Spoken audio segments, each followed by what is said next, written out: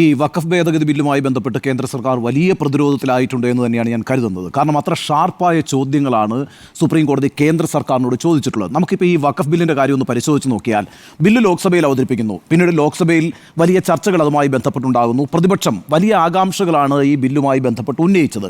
എന്നാൽ പ്രതിപക്ഷത്തിൻ്റെ ഒരു ആകാംക്ഷയെ പോലും അഡ്രസ്സ് ചെയ്യാൻ കേന്ദ്ര സർക്കാർ ലോക്സഭയിലോ രാജ്യസഭയിലോ തയ്യാറായില്ല.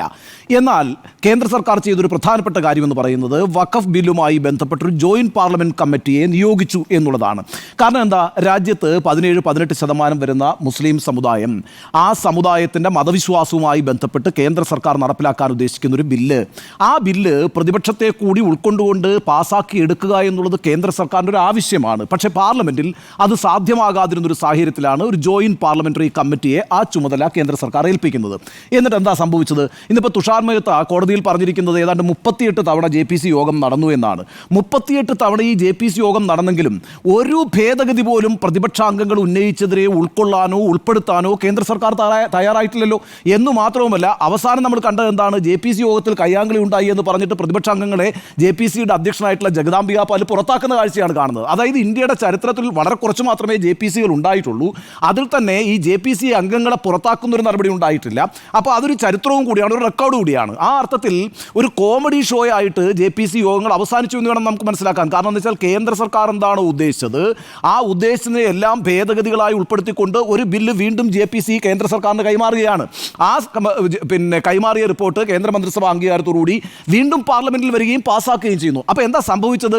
പ്രതിപക്ഷം ഉന്നയിച്ചിട്ടുള്ള ഒരു ആകാംക്ഷയും ഉന്നയിച്ചിട്ടുള്ള ഒരു ഭേദഗതിയും ഉൾപ്പെടുത്താതെ തന്നെ സ്വമേധയാ ഏകപക്ഷീയമായി കേന്ദ്ര സർക്കാർ വഖഫ് ബില്ല് അങ്ങ് പാസ്സാക്കുകയും അത് ദ്രൗപദി മുർമു എന്ന രാഷ്ട്രപതിക്ക് അയച്ച് നോട്ടിഫൈ ചെയ്യുകയും ചെയ്യുന്നു. ഇവിടെ ഇപ്പോൾ എന്താ സംഭവിച്ചത്? പിന്നീട് നമുക്ക് മുമ്പിലുള്ള വഴി എന്ന് പറയുന്നത് പാർലമെന്റ് ഒരു ബില്ല് പാസ്സാക്കിയാൽ അതുമായി ബന്ധപ്പെട്ട് പ്രതിപക്ഷം ഉന്നയിക്കുന്ന ആക്ഷേപങ്ങൾ കേന്ദ്ര സർക്കാർ അംഗീകരിച്ചില്ല എങ്കിൽ പിന്നെ സുപ്രീം കോടതിയിലേക്ക് പോവുക എന്നത് മാത്രമാണ് പോം വഴി. അങ്ങനെ സുപ്രീം കോടതിയിലേക്ക് പോകുമ്പോൾ കഴിഞ്ഞ 2 ദിവസമായി എന്താണ് സംഭവിച്ചിരിക്കുന്നത്? എന്താണോ പ്രതിപക്ഷം രാജ്യസഭയിലും ലോക്സഭയിലും ഉന്നയിച്ച ഭേദഗതികൾ അഥവാ ആകാംക്ഷകൾ, അതേ കാര്യങ്ങളല്ലേ സുപ്രീം കോടതി എണ്ണമിട്ട് ചോദിച്ചിരിക്കുന്നത്.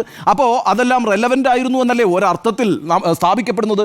എന്താണ് സുപ്രീം കോടതി ചോദിച്ചത്? എന്തിനാണ് ഈ പറയുന്ന മുസ്ലിം വഖഫ് ബോർഡിലും അതുപോലെ തന്നെ വഖഫ് കൗൺസിലിലും മുസ്ലിങ്ങളല്ലാത്ത അംഗങ്ങളെ ഉൾപ്പെടുത്തുന്നത്? അത് വളരെ പ്രധാനപ്പെട്ട ഒരു പ്രശ്നമായിരുന്നല്ലോ. ഒരു മതവിഭാഗത്തിൻ്റെ വിശ്വാസവുമായി ബന്ധപ്പെട്ട് പ്രവർത്തനക്ഷമമായിരിക്കുന്ന ഒരു ബോർഡിലേക്ക് ആ മതവിശ്വാസവുമായി യാതൊരു ബന്ധവുമില്ലാത്ത ആളുകളെ ഉൾപ്പെടുത്തുന്നത് ശരിയാണോ എന്ന പ്രശ്നം പാർലമെന്റിൽ പ്രതിപക്ഷം ഉന്നയിച്ചതല്ലേ? പൊതുസമൂഹത്തിൽ പല വിദഗ്ധരായ ആളുകളും ഉന്നയിച്ചതല്ലേ?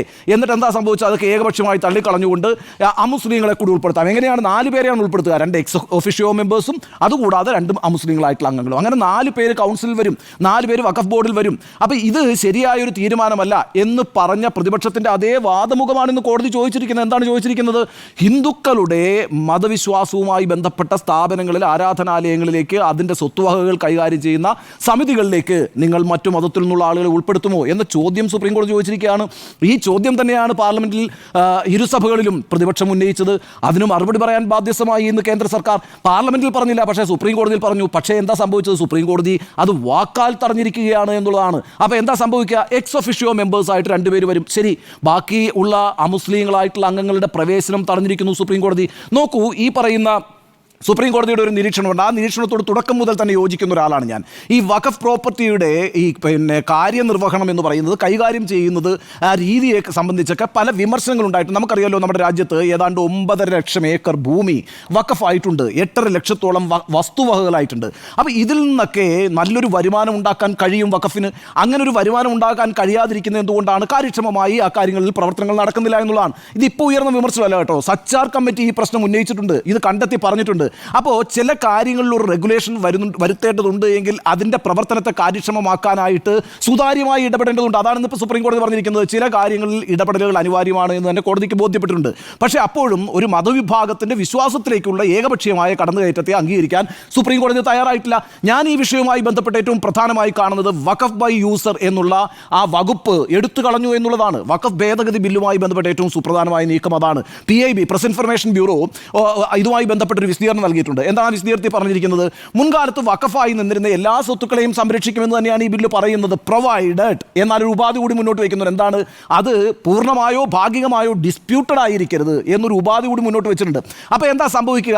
ഇപ്പം നമുക്കറിയാലോ 1500 AD 1500 മുതൽ ഇങ്ങോട്ട് വലിയ രീതിയിൽ വഖഫിൻ്റെ സ്വത്ത് ഈ പറയുന്ന കണക്ക് സംഭാവന ചെയ്യപ്പെട്ടിട്ടുണ്ട്. വഖഫിലേക്ക് സ്വത്ത് സംഭാവനകൾ ചെയ്തിട്ടുണ്ട്. അത് സുൽത്താനേറ്റുകളുടെ കാലഘട്ടത്തിലാണ് അങ്ങനെ സംഭാവനകൾ വന്നിരിക്കുന്നത്. ഏതാണ്ട് ബ്രിട്ടീഷുകാർ ഇന്ത്യയിൽ വന്ന് ഒരു ബ്രിട്ടീഷ് രാജയ്ക്ക് ഉണ്ടാകുന്ന സമയത്താണ് ഈ പറയുന്ന ഡോക്യുമെൻറ്റേഷൻ, രജിസ്ട്രേഷൻ എന്നൊക്കെ ഉള്ള പ്രോസസ്സ് തുടങ്ങിയിട്ടുള്ളത്. എന്നാൽ 1500 മുതൽ ഇങ്ങോട്ടേക്ക് വാക്കാലാണ് ഈ വഖഫ് എന്നൊക്കെ പറയുന്നത്. അത് പരമ്പരാഗതമായി ഇങ്ങനെ യൂസ് ചെയ്തുകൊണ്ടിരിക്കുന്നു. അല്ലെങ്കിൽ ആ മേഖല, ഈ വഖഫ് പ്രോപ്പർട്ടി എന്ന് പറയുന്നത് എന്താണ്? അവിടെയാണ് മോസ്കുകളുള്ളത്, അവിടെയാണ് ദർഗകളുള്ളത്, അവിടെയാണ് ഖബറിസ്ഥാനുകളുള്ളത്. അതൊക്കെ കാലങ്ങളായിട്ട് യൂസ് ചെയ്ത് വരികയാണ്. അതിനെ ആരും കണ്ടസ്റ്റ് ചെയ്തിട്ടില്ല. ഇപ്പോഴത്തെ പ്രശ്നം എന്താ? ഇതുമായി ബന്ധപ്പെട്ട പ്രോപ്പറായ ഡീഡ് ഉണ്ടാകണം, പ്രോപ്പറായ രജിസ്ട്രേഷൻ ഉണ്ടാകണം, പ്രോപ്പറായ ഡോക്യുമെന്റേഷൻ ഉണ്ടാകണം. ഇല്ലെങ്കിൽ അത് കണ്ടസ്റ്റ് ചെയ്യപ്പെടും എന്നാണ് പറയുന്നത്. അത് അൺഡിസ്പ്യൂട്ടഡ് ആയിരിക്കണം എന്നാണ് പറയുന്നത്. അത് എത്രമാത്രം സാധ്യമാകുന്ന ഒരു കാര്യമല്ല. അപ്പോൾ സ്വാഭാവികമായിട്ടും ഇന്ത്യയിൽ വിവിധ സ്ഥലങ്ങളിൽ, പ്രത്യേകിച്ച് നോർത്ത് ഇന്ത്യയിൽ ഒരുപാട് വഖഫ് പ്രോപ്പർട്ടിയുമായി ഒരുപാട് കേസുകളുണ്ടെന്നേ. നമ്മളിപ്പോൾ ഏറ്റവും അവസാനം കണ്ടൊരു വലിയ കലാപം എന്താ? ഉത്തർപ്രദേശിലെ സമ്പലിൽ ഒരു കലാപം ഉണ്ടായി. കഴിഞ്ഞ വർഷം കലാപം ഉണ്ടാകാൻ കാരണം എന്താ? സമ്പലിൽ അവിടെ ഉണ്ടായിരുന്ന ജമാ മസ്ജിദ് എന്ന് പറയുന്നത് 1500-കളിൽ ശ്രീഹരി ക്ഷേത്രമായിരുന്നു എന്നാണ് അവിടുത്തെ ഒരു വിഭാഗം വാദിക്കുന്ന അങ്ങനെ ഒരു അവകാശവാദം ഉന്നയിച്ചിട്ടുണ്ട്. അതുകൊണ്ട് 1529 ബാബർ ഈ പറയുന്ന ശ്രീഹരി ക്ഷേത്രം തകർത്തിട്ടാണ് അവിടെ ജമാ മസ്ജിദ് ഉണ്ടാക്കിയിരിക്കുന്നതും അതുകൊണ്ട് ഞങ്ങൾക്ക് അത് തിരിച്ചു കിട്ടണമെന്നാണ് ഇപ്പോൾ വാദിക്കുന്നത്. അവിടെ എന്താ ചെയ്യുന്നത്? കോടതി ഉടനെ തന്നെ ഒരു സർവേക്ക് ഉത്തരവിട്ടുടനെ തന്നെ കലാപം ഉണ്ടായി. അപ്പോൾ ഇത്തരത്തിലുള്ള പ്രശ്നങ്ങൾ ഉണ്ടാകാനിരിക്കുന്നു. അപ്പോൾ വഖഫ് ബൈ യൂസർ എന്ന് പറയുന്ന ആ പ്രൊവിഷൻ എടുത്ത് കളഞ്ഞാലുള്ള പ്രശ്നം എന്താ? ഇതിൻ്റെ മേളിലൊക്കെ ക്ലെയിം വെക്കുകയാണ്. നമുക്കറിയാലോ രാജസ്ഥാനിലെ അജ്മീർ ദർഗ എന്ന് പറയുന്നത് ഈ മുസ്ലിങ്ങളുടെ ഏറ്റവും പ്രധാനപ്പെട്ട ഒരു ആരാധനാ കേന്ദ്രമാണ്. അവിടെ ശിവലിംഗം കണ്ടെത്തി എന്നാണ് പറയുന്നത്. എന്നിട്ട് അത് ശിവക്ഷേത്രമാണെന്നാണ് പറയുന്നത്. എന്നിട്ടൊരു കോടതിയിലേക്ക് കേസ് കൊടുത്തു. കേസ് എന്താ? അപ്പോൾ കോടതി കേസ് അങ്ങ് പരിഗണിച്ചതിന് ശേഷം നേരെ കേന്ദ്ര സർക്കാരിന് നോട്ടീസ് അയക്കുന്നു.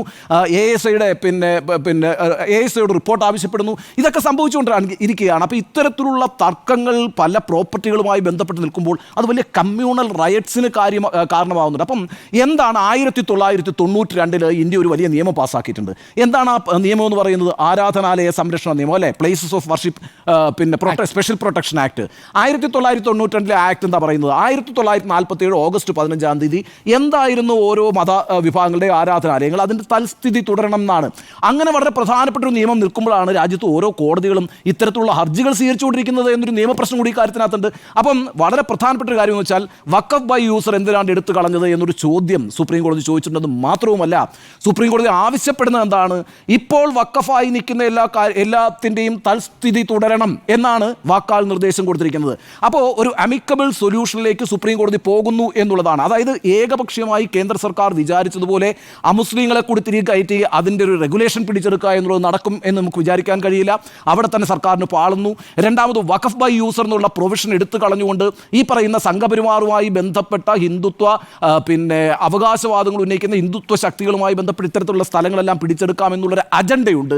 ആ അജണ്ടയും ചോദ്യം ചെയ്യപ്പെടുന്നു. അത് നടക്കില്ല എന്നാണ് കോടതി പറയുന്നത്. ആ അർത്ഥത്തിൽ സുപ്രീം കോടതിയുടെ ഇന്നത്തെയും ഇന്നലത്തെയുമായിട്ടുള്ള ഇടപെടൽ എന്ന് പറയുന്നത് നിശ്ചയമായും പ്രതീക്ഷ നൽകുന്നതാണ്. അത് രാജ്യത്തിൻ്റെ മതേതരത്വത്തെയും കമ്മ്യൂണൽ ഹാർമണിയെയും ഉയർത്തിപ്പിടിക്കുന്ന ഒരു നിലപാടാണ് സുപ്രീം കോടതി എടുത്തിരിക്കുന്നത്. അതുകൊണ്ടാണ് ഇതുമായി ബന്ധപ്പെട്ട് പ്രതിപക്ഷ നേതാക്കളെല്ലാം പറയുന്നത് ഇത് വളരെ പ്രത്യാശ നൽകുന്നതാണ് എന്നുള്ളത്. സുപ്രീം കോടതിയുടെ ഇന്നലത്തെയും ഇന്നത്തെയുമായിട്ടുള്ള ഈ ഇടപെടലിനെ വളരെ എന്താ പറയുക ഏറ്റവും മികച്ചതായി കാണുന്ന ഒരാളാണ് ഞാൻ. കാരണം പലപ്പോഴും കോടതിയുമായി ബന്ധപ്പെട്ട് പലതരത്തിലുള്ള ആശങ്കകൾ നരേന്ദ്രമോദി ഭരണകാലത്ത് ഉണ്ടായിട്ടുണ്ടെന്നേ.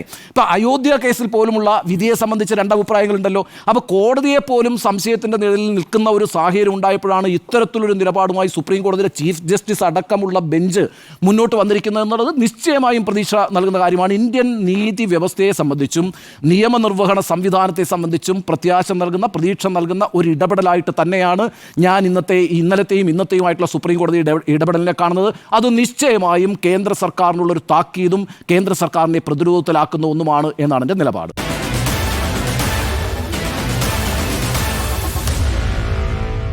Meet the editors.